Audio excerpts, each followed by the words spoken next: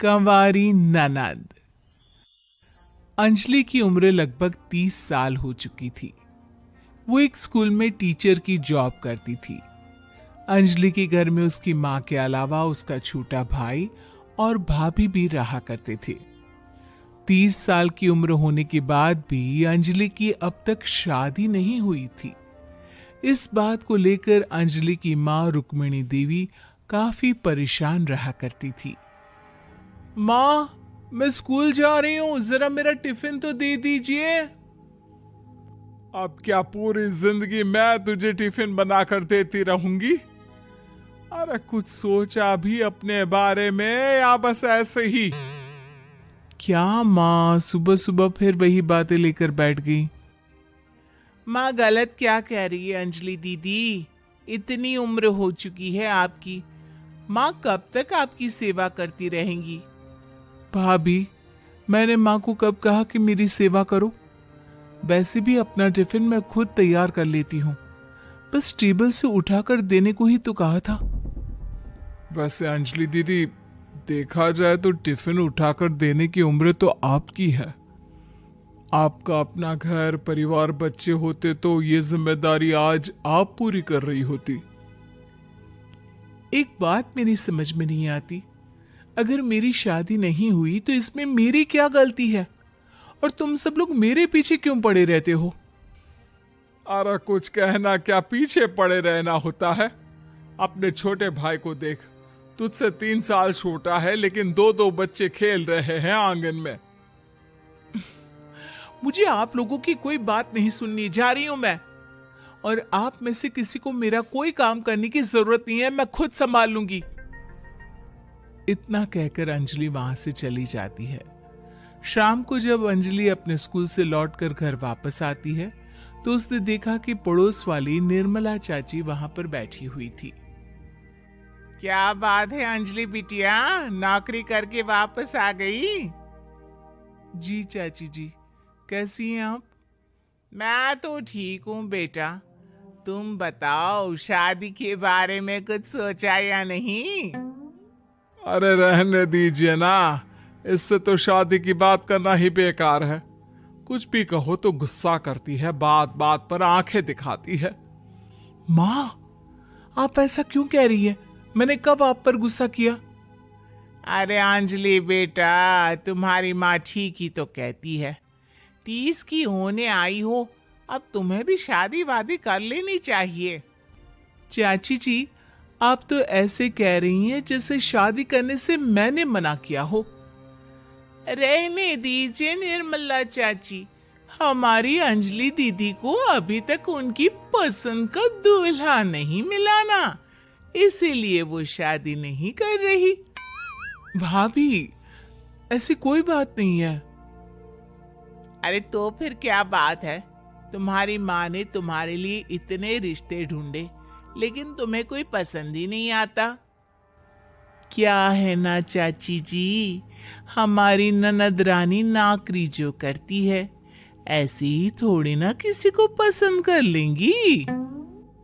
अरे भाई, नौकरी का घमंड है तो बात अलग है, कोई और बात हो तो बताओ, कोई रास्ता निकाला जाए। नहीं नहीं चाची जी, कोई बात नहीं है, बस मुझे अभी तक अपनी पसंद का कोई मिला नहीं है। सुन लिया आपने? इस लड़की के तो पर निकल आए हैं और इतनी उम्र में अपनी पसंद का कोई मिलेगा भी नहीं इसे। माँ, आप मेरी शादी को लेकर हमेशा मुझे ताने क्यों मारती रहती हैं? अपनी माँ की बातें तो ताने लगती है। ताने हैं? बताओ, मैंने कुछ गलत कहा क्या?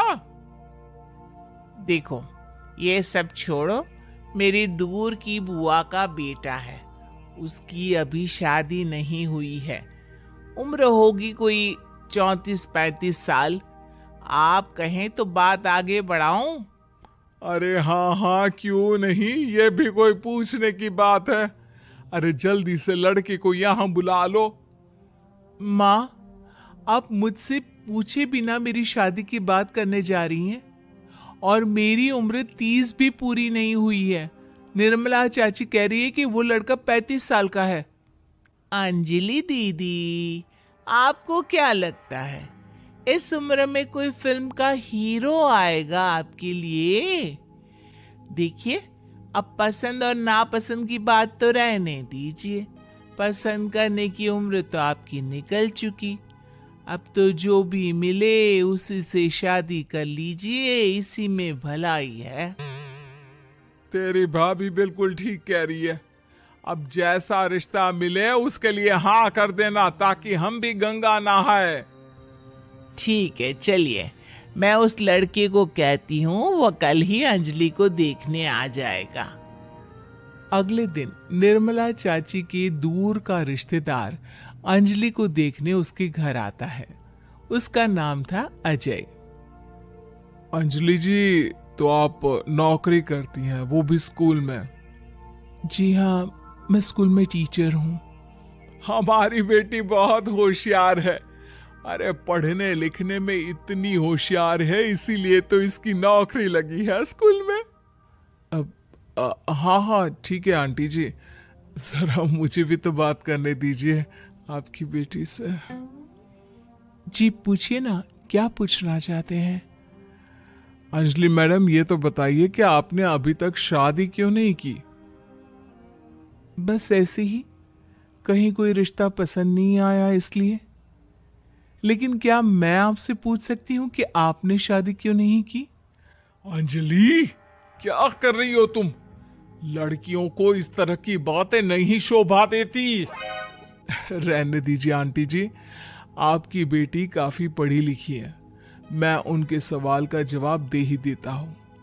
वो क्या है ना, मुझे भी अभी तक अपनी पसंद की कोई लड़की नहीं मिली। अच्छा अच्छा, कोई बात नहीं। वैसे आपकी तनख्वाह कितनी है? कितना कमा लेती है महीने का? जी यही कोई 25,000 महीने। बस 25,000? इतने से क्या होता है? इतने से तो आजकल घर भी नहीं चलता। आपके कहने का क्या मतलब है?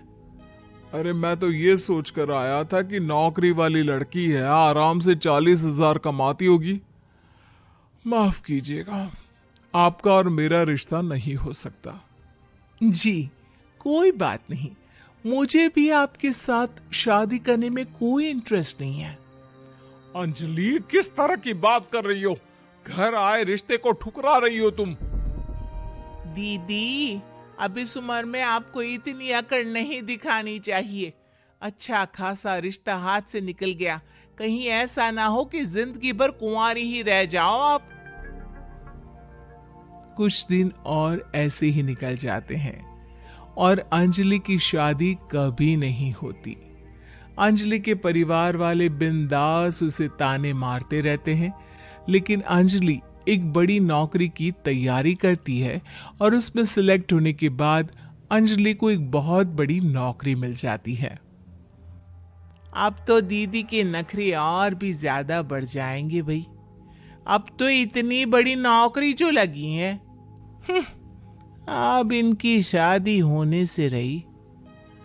माँ, मुझे नौकरी के लिए दूसरे शहर जाना पड़ेगा। आप जानती हैं ये बहुत बड़ी जॉब है और इसमें पैसे भी बहुत ज्यादा मिलेंगे। अच्छा, कितने पैसे मिलेंगे बेटा? माँ, मुझे हर महीने 90,000 सैलरी मिलेगी। क्या? अरे वाह वाह, ये तो बहुत अच्छी बात है। लेकिन फायदा क्या? कितने भी पैसे मिले, शादी तो हुई नहीं ना तुम्हारी। अंजलि नौकरी करने के लिए दूसरे शहर में चली जाती है और जब कुछ महीनों के बाद वो वापस घर आती है तो उसे अपने पति के साथ देखकर उसके घर वाले हैरान रह जाते हैं। अरे अंजलि, तूने शादी कर ली और हमें बताया तक नहीं। और दामाद जी करते क्या है? इतनी बड़ी कार है उनकी। माँ, मैं आपको सब कुछ बताना चाहती थी, लेकिन आप सबके ताने सुनकर बहुत दुखी हो गई थी और इसलिए मैंने अपनी पसंद से शादी कर ली। मेरे पति मेरे साथ ही ऑफिस में नौकरी करते हैं और बहुत बड़े अफसर हैं। और एक बात बताऊं माँ, आज मैं बहुत खुश हूं।